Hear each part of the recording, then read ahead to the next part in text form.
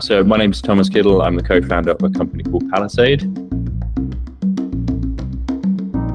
Well, hi everyone. So in our mission to speak to as many devs, projects, co-founders, and showcase those projects to you, today we're speaking to Tom Kiddle from Palisade. And Tom, thanks for doing this. And I'm gonna hand it over to you to introduce the project and a little bit about your proposition and the problem that it solves. Maybe you can introduce it to the audience. Of course, thanks, Samantha. It's great to be here. So my name is Thomas Kiddle. I'm the co-founder of a company called Palisade. Palisade is what we describe as being a full spectrum digital asset custody and wallet infrastructure solution. And what that means is that we provide fully regulated digital asset custody to enterprise and institutions. But we also provide technology solutions utilizing things like MPC and HSM that clients can install behind their own firewalls or deploy in a number of different ways. Our end goal is to provide a full suite of custody and wallet solutions that include things like AML, tooling, monitoring, KYC, KYB, really the ability to manage your business on top of that wallet infrastructure. So when we look at most of our competitors today, they're really focused on storing that private key securely. And that's kind of where the customer journey starts and ends with most of those clients. What we do is we say, okay, we'll store the private key securely using a variation of technologies. But we'll also give you a suite of tools that are so tightly coupled to the wallet and the transactions that you can actually run your business on top of. So you get things like business analytics, behavior insights, and the ability to block and monitor transactions. Got it. Okay. Yeah. So we'll obviously share the links to your product and the documentation with our dev audience. But I'll just jump into the couple of questions that I had prepared for our conversation that I think you are uniquely well positioned to answer. And one of them is that, custody and security are the two words that they really always go together. And you are uniquely positioned to answer this. And how far do you think we've come in delivering true security for users from a custody provider point of view, and how far do you think we still have to go until it's properly secure? Yeah, that's a good question. I think it's worth looking back over the past few years, and the sort of time frame that I like to talk about is 2017 to where we are today. In 2017, we saw the rise of digital assets, specifically around the price. Actually, we had that mega bull run in 2017, 2018. And it was around that time that we also saw a huge increase in the number of digital assets being lost, stolen, or misappropriated.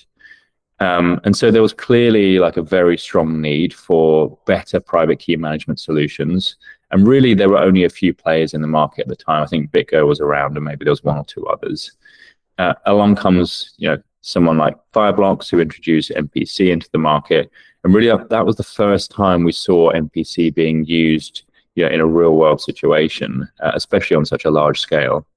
And since then, we've seen a whole host of other players come along and try to build on top of MPC technology. So, making their own versions of the protocol and applying that to digital asset custody and wallet infrastructure. So we've come a really long way. We've obviously seen institutions moving into the space as well, which obviously means that the infrastructure's there is some certainty around the security of the assets.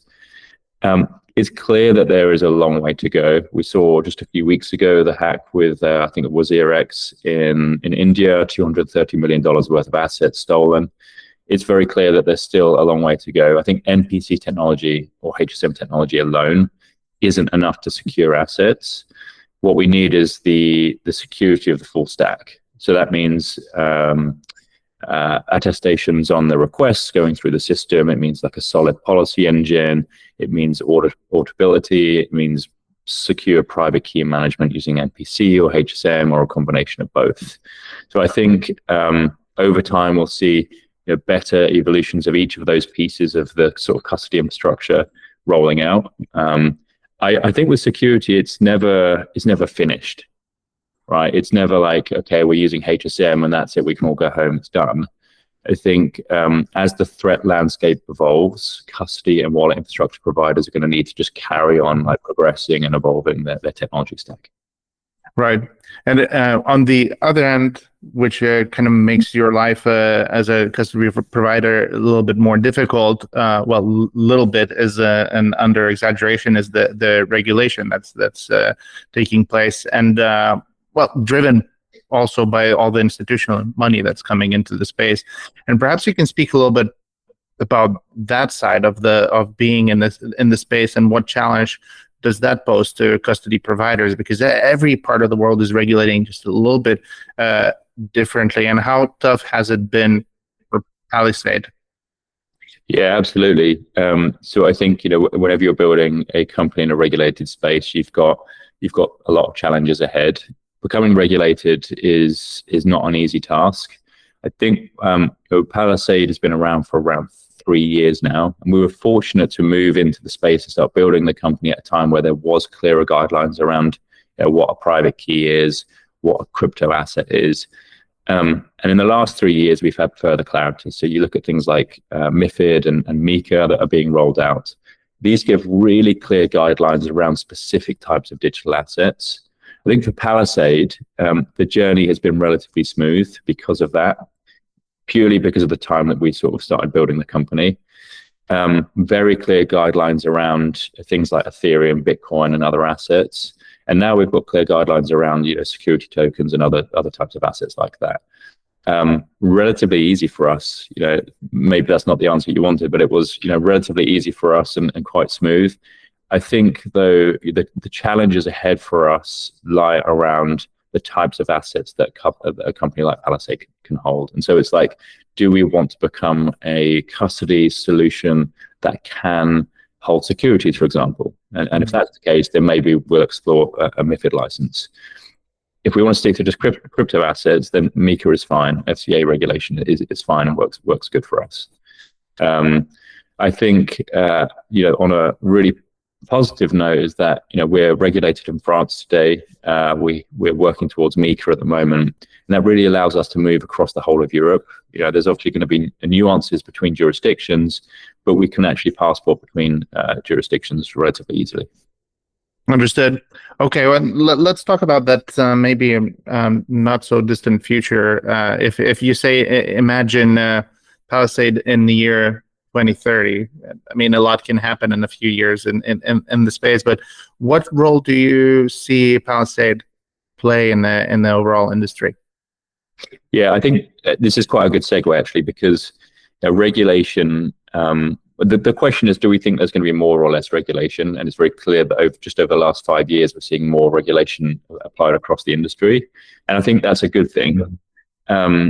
I think we look at non-custodial wallets today being starting to be scrutinized by the SEC.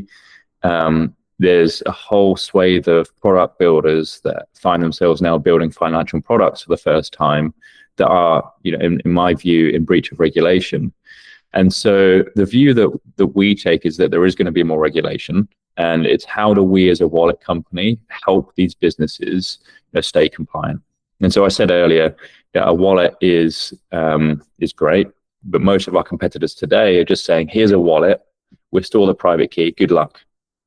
And what we're saying is that we provide you with the wallet and all of the functions and necessities that are so tightly coupled to that wallet too. And so our vision is KYC wallets that come with all of those necessary functions around AML, business insights, and things like that. I think our sort of end goal is to provide infrastructure that helps the entire Web3 ecosystem stay compliant and safe for everybody to use.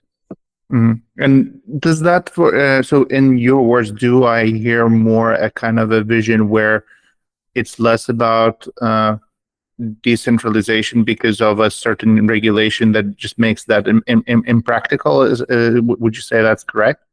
Well, my personal view is that Web3 technology will be the back end, and the front ends. Many of the front ends, at least, you look at Coinbase today. Coinbase is by no means decentralized. It's a centralized entity, And I kind of see those as the gateways into Web3, which is by its nature decentralized.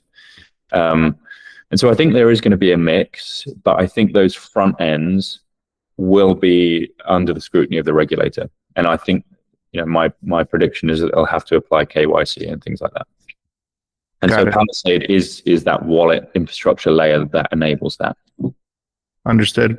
Okay, if our audience is really predominantly developers, some people who have aspirational business ideas as well in the space, where would you point them if they want to learn a little bit more about Palisade and yourself and what you do? So obviously we'll share the website docs.